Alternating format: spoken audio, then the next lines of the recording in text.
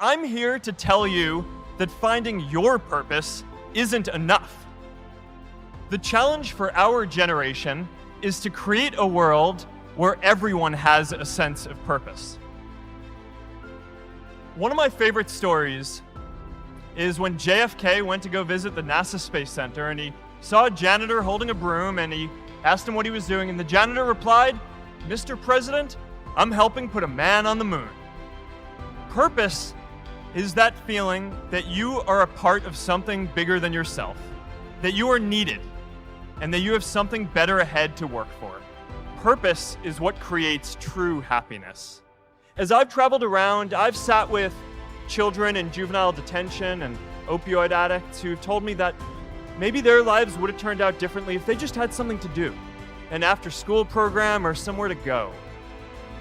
I've met factory workers who know their old jobs aren't coming back and are just trying to find their path ahead.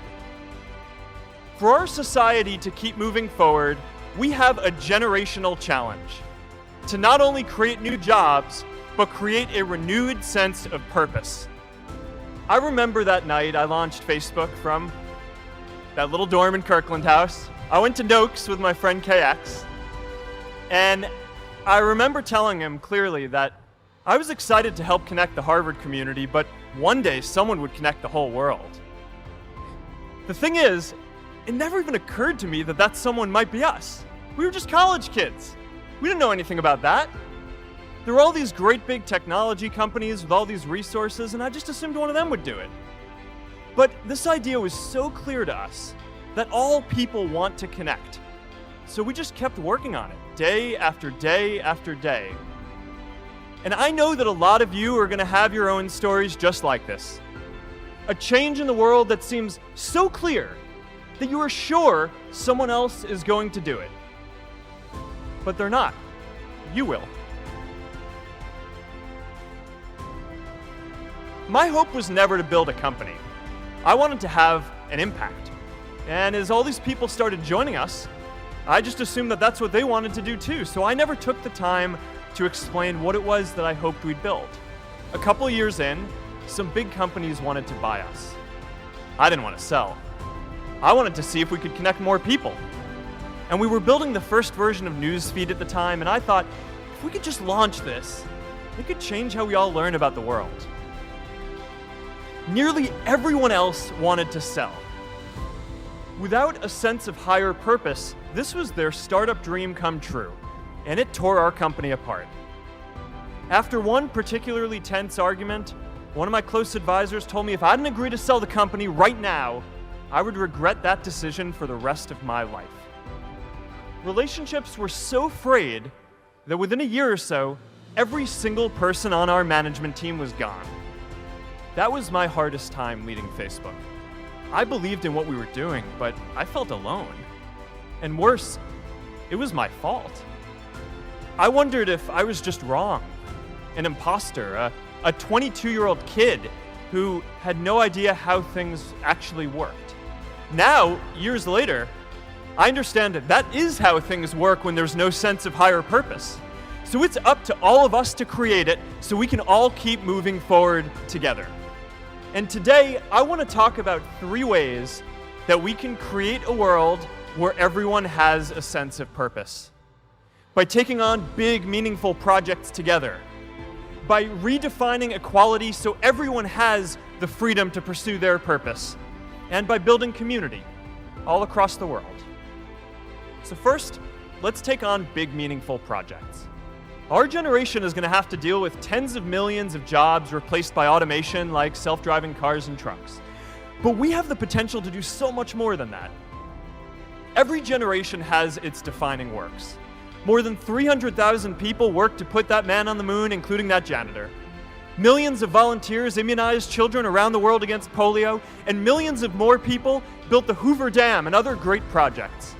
And now it's our generation's turn to do great things. Let me tell you a secret. No one does when they begin. Ideas don't come out fully formed. They only become clear as you work on them. You just have to get started. If I had to know everything about connecting people before I got started, I never would have built Facebook. Movies and pop culture just get this all wrong. The idea of a single eureka moment is a dangerous lie. It makes us feel inadequate because we feel like we haven't had ours yet. And it prevents people with seeds of good ideas from ever getting started in the first place. It's really good to be idealistic, but be prepared to be misunderstood.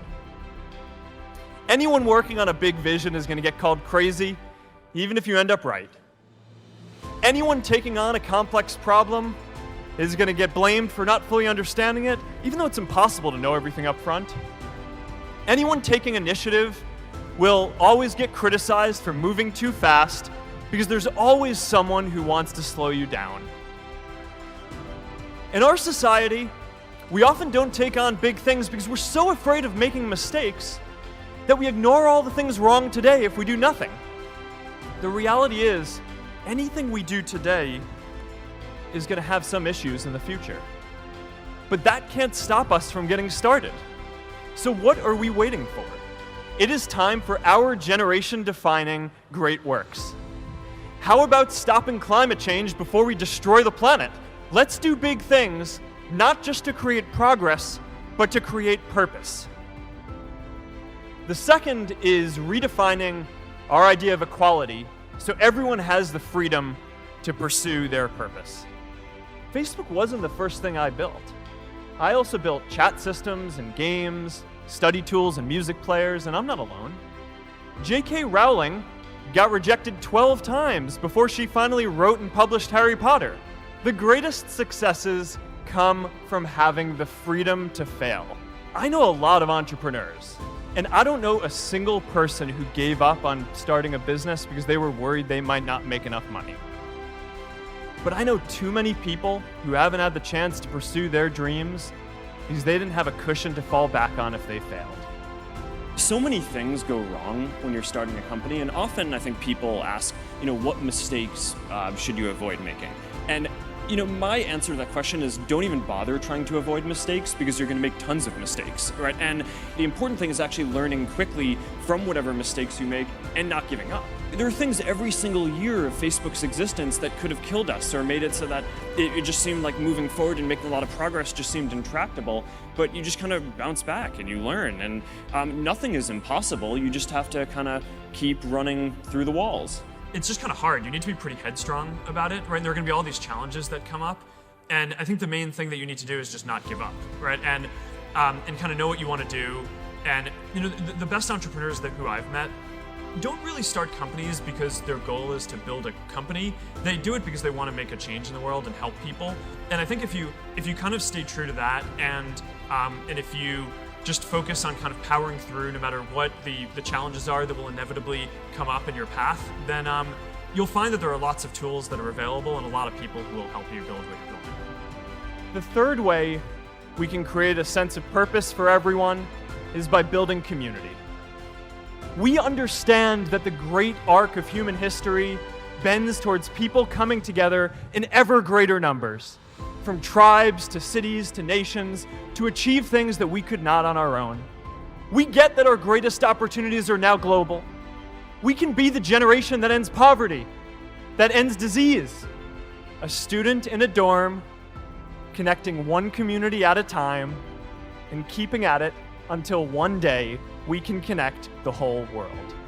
Change starts local. Even global change starts small with people like us. In our generation, the struggle of whether we connect more, whether we achieve our greatest opportunities, comes down to this: your ability to build communities and create a world where every single person has a sense of purpose. I'm reminded of a prayer, Misha Berach, that I say whenever I face a big challenge, that I sing to my daughter, thinking of her future when I tuck her in at night. And it goes, "May the source of strength, who's blessed the ones before us, help us find the courage to make our lives a blessing." I hope you find the courage to make your life a blessing.